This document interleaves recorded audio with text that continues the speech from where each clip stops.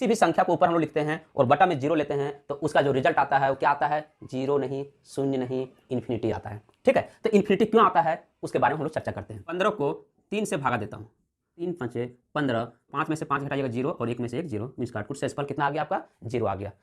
अब हम लोग इसको दूसरे तरीका से सोचता हूँ, मान लिया 15 और किससे भागा दे रहा हूँ, 3 से। अब बोल रहा हूँ कि 3 में किस संख्या से गुना करने पर कितना देगा, 15 देगा, तो आप कहिएगा क्या, 5, और यही 5 आपका क्या आंसर हो जाता था। इसी प्रकार इस नंबर पे आता हूँ, 5/0 कहने का मतलब क्या हुआ कि 5 को 0 से हम लोग क्या कर रहे हैं, भाग दे रहे हैं।